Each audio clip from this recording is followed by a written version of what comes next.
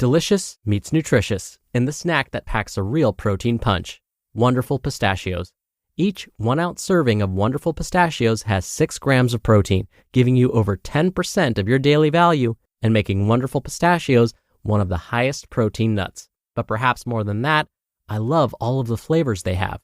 Their sea salt and vinegar ones are my favorite when I'm craving that flavor but want to keep it healthy. But that's just the tip of the iceberg. Wonderful Pistachios come in a variety of flavors, like chili roasted, honey roasted, smoky barbecue, and jalapeno lime, perfect for enjoying with family and friends or taking them with you on the go. Whether you're a pistachio purist who loves cracking open every nut, or you prefer the convenience of no-shells pistachios, Wonderful Pistachios has got you covered. Grab Wonderful Pistachios and elevate your snacking game today. So fill up with a healthy snack when hunger strikes. Visit wonderfulpistachios.com to learn more. That's wonderfulpistachios.com.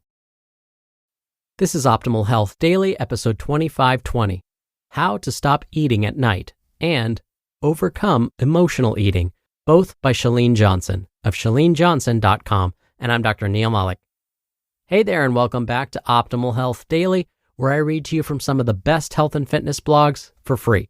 I cover fitness, nutrition, stress management, weight management, and lots more, just like an audiobook, but from a bunch of different authors, and always with permission from the sites, and always with a bit of my commentary at the end. And with that, let's keep this intro nice and short and get to today's 2 posts as we optimize your life. How to Stop Eating at Night by Chalene Johnson of chalenejohnson.com. Has eating at night become a problem for you?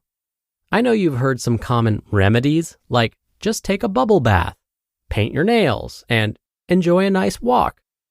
Those are great suggestions, sure, but we also know they are replacements, things that are basically a temporary fix, like a Band-Aid. Allow me to mention that this blog is about the average person who from time to time stuffs their face at night. However, this isn't about binge eating. That is something very different.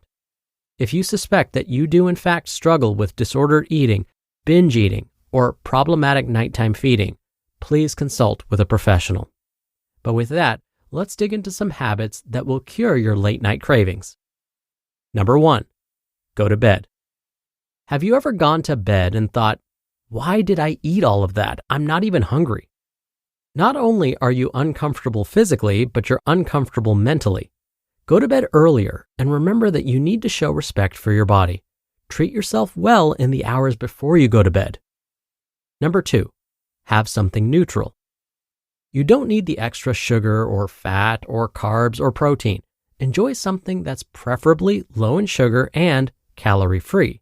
Water would be ideal. Put something in your body you don't need physically, but rather emotionally. Make wise choices. Instead of having a cocktail, have some decaf hot tea, or maybe a cup of bone broth with a squeeze of lime. That's one of my favorites. And number 3, change the habit which makes eating too easy. Does sitting on the couch and watching TV sound all too familiar? Instead, you can still sit on the couch and watch TV if that's your evening routine, but do something with your hands. Maybe use that time to fold laundry.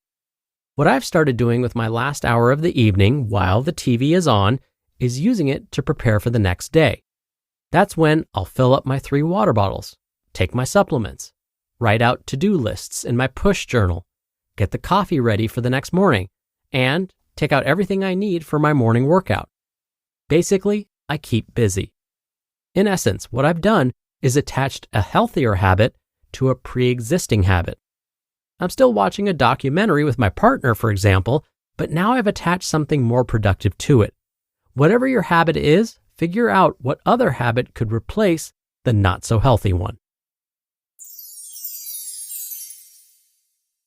Overcome Emotional Eating by Chalene Johnson of chalenejohnson.com. We all have moments of emotional eating, and it's different for all of us. Some people eat when they're bored. Some eat when they're afraid. We eat when we celebrate. Sometimes we eat when we're lonely or nervous. Well, you get the idea. Find something other than food to cope with your feelings and overcome emotional eating for good. Step 1. The first step to overcoming emotional eating is to understand it. When you feel like getting a snack, ask yourself what you're feeling and why you're eating. Has it been a couple of hours since the last time you ate? Are you actually hungry? Does your body need fuel? Or is this emotional or random eating? Consider writing down your feelings to learn your triggers. Is eating a distraction from a project you really need to tackle? Do you eat when you're feeling anxious? Are you confused or upset? Whatever your trigger is, you have it within you to end emotional eating. And step 2, once you know your trigger, or triggers, plural, devise some productive alternatives to eating. Make a list of options. Some suggestions might be to take a quick walk, take a bath, journal, and break a project or problem into manageable parts by making a list or doing a brainstorm. Instead of avoiding the feeling, confront it with a tactic that's actually going to help resolve the feeling and create more peace. When we eat emotionally, we are delaying the feeling that triggered the snack attack, and we're consuming calories we just don't need or want, which cycles into feeling like you're out of control. Commit to eating when you're hungry and when you have planned to eat, and don't let random eating sabotage your health. We are all works in progress, and we continue to learn and change.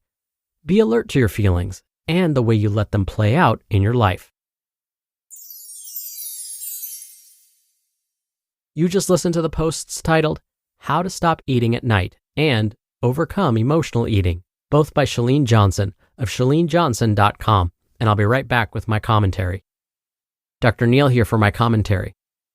In Chalene's first article, she talked about how to stop eating at night. I don't know if you caught it, but her suggestions for not eating at night had a common theme. And in fact, in her second post, the theme kept going. Instead of just not eating and hoping that the habit will stop automatically, she recommended behaviors to substitute in place of eating. Scientists are finding that this idea of substituting behaviors is very important when trying to break a habit. So let's say we stop eating at night, but then we need to add in a new, healthy behavior in its place. Chalene recommended we could drink water or decaffeinated tea, or we could do chores, or we could prep for tomorrow. This is so important because if we stop a behavior like eating at night and don't substitute it with a new behavior, we're going to feel like something's missing. There will be this sort of emptiness. So to reduce the chances of us feeling that emptiness, find a new behavior to add or substitute in its place.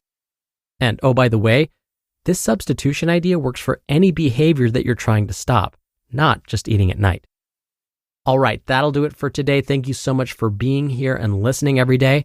I hope you have a great start to your week, and I'll be here reading to you tomorrow where your optimal life awaits.